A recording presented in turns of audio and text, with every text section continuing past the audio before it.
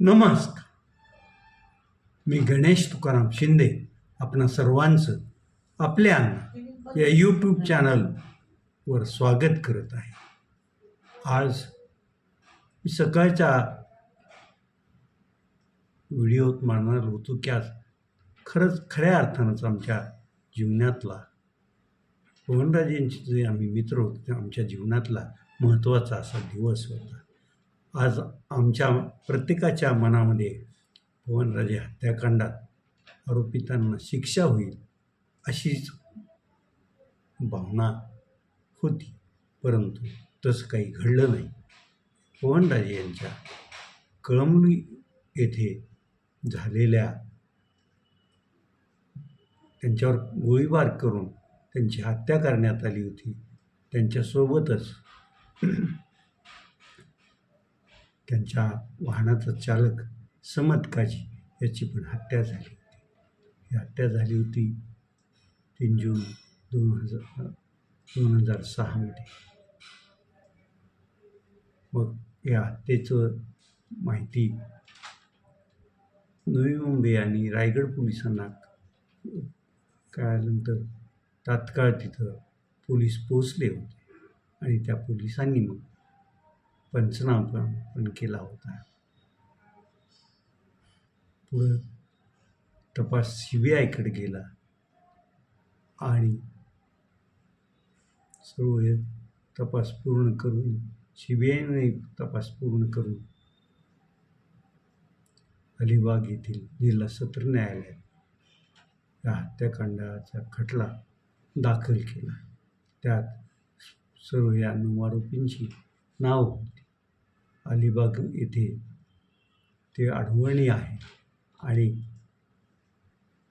काही साक्षीदारावर कोणीतरी दबाव आणते अशी शंका राजे निंबाळकर कुटुंबियांना आली आणि म्हणून त्यांनी मुंबई उच्च न्यायालयात धाव घेतली आणि हा खटला मुंबईत हलवावा अशी मागणी केली.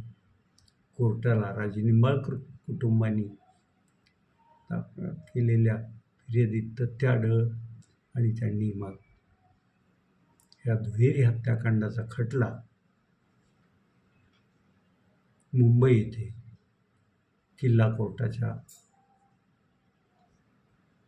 न्यायालयाकडे वर्ग केला.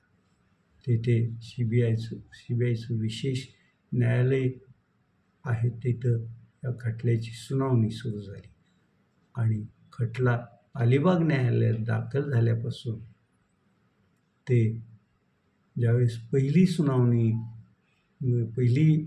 निकालाची तारीख न्यायमूर्ती नावंदर यांनी दिली होती, त्यावेळेपर्यंत हा खटला तब्बल 14 वर्ष चालत होता. 16 नंतर आजची तारीख निकालाची शेवट जाहीर करण्यात आली. आज 7 आरोपी अगदी वेळेवर न्यायालयात हजर होते. 8वा आरोपी यायला वेळ होता आणि त्यामुळं मग लवकर सुनावणी झाली नाही.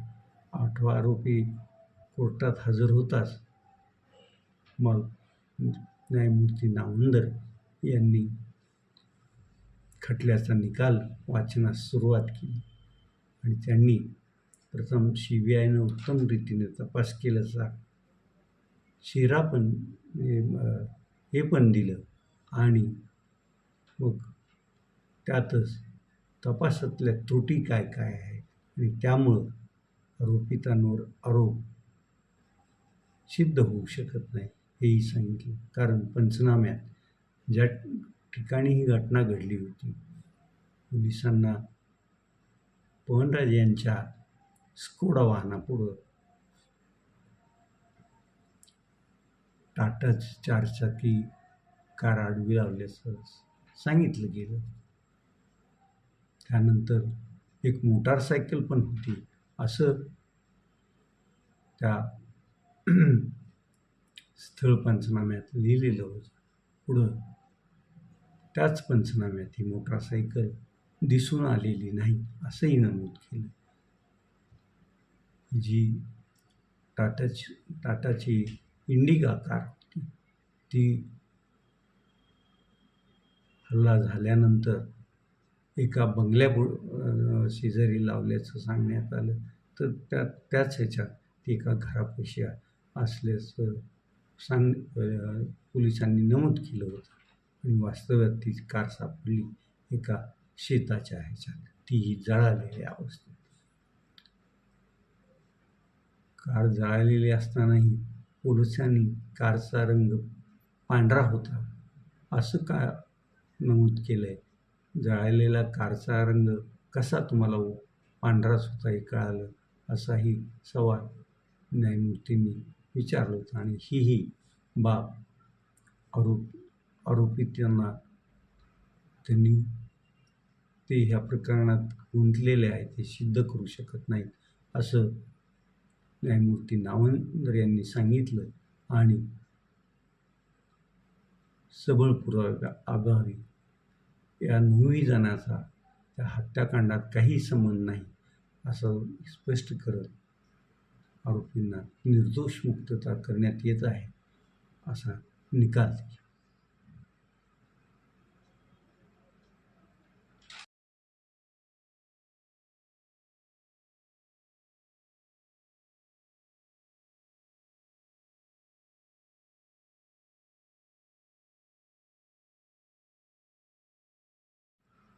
न्यायालयानं दिलेल्या आजच्या निकालावर राजे निंबाळकर कुटुंब, समंतकाजीचं कुटुंब नाराज आहे. परंतु न्यायदेवतेनं हा निकाल दिलेला आहे त्यामुळे ते सध्या गप्प आहे. या निकालानंतर बोलताना खासदार ओमराजे निंबाळकर यांनी आपल्या वडिलाची निर्घृण हत्या झाली त्यामुळं हत्या करणाऱ्यांना शिक्षा होईल असं वाटत होतं, परंतु न्यायालयानं आरोपींना निर्दोष सोडलं आहे. मग जर कोर्ट म्हणतंय हत्या झाली पण ते हत्या करणारे नाही, मग खऱ्या अर्थानं माझे वडील पवनराजे निंबाळकर यांची आणि समंतकाजीची हत्या कोणी केली हा त्यांनी प्रश्न खूप विचारलेला आहे. त्यांचा हा प्रश्न रास्त पण आहे. आणि आम्हा पवनराजेंच्या मित्रांनाही मग हे जर निर्दोष असतील, इकडं चर्चा हेच आरोपी आहेत असे जिल्ह्याच्या जनतेत असेल, न्यायालयाला पुरावे लागतात. पुराव्याच्या अभावी त्यांना निर्दोष त्यांनी सोडलेलं आहे. त्यातही या खटल्यातील आरोपी आणि माफीचा साक्षीदार झालेला पारसमल जैन हा 50,000 वगैरेची सुपारीच घेऊ शकत नाही असं न्यायालयानं निकालात नमूद केलं आहे. कारण तो गडगंज श्रीमंत आहे. तो असं 50,000 असेल कोणाचे जीव घेईल हे पटत नाही असं न्यायालयानं नमूद केलं. त्याचबरोबर वारंवार पारसमल जैन याने आपले जबाब बदलले आहे त्यामुळं तो विश्वासार्ह असा साक्षीदार वाटत नाही असंही न्यायालयानं आपल्या निकालात नमूद केल्याचं सांगितलं जात आहे. एकंदरीत असं हे प्रकरण या दोघांच्या हत्या झाल्या पण हत्येप्रकरणी पोलिसांनी CBIनं तपासात अटक केलेली मंडळी त्यांचा यात हातच नाही असं जर न्यायालय म्हणत असेल तर मग खरं पवनराजे निंबाळकर यांच्याबरोबर त्यांचा वाहनचालक समंतकाजीची हत्या कोणी केली असावी हा प्रश्न निर्माणच झालेला आहे.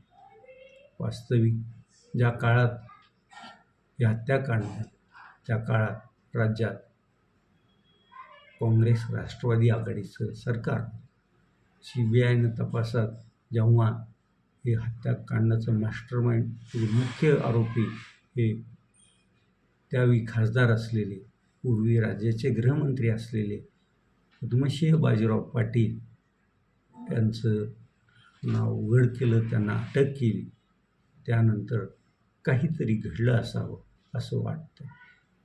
राज्य सरकारच्या गृहमंत्री किंवा गृहमंत्रालयातील पदस्थ अधिकाऱ्यांनी या तपासात काहीतरी म्हणजे त्यांचं जे तपासाचं कोर्टात ते दाखल करतात त्यात काहीतरी त्रुटी ठेवल्या असतील असंच निकालावरून वाटतंय.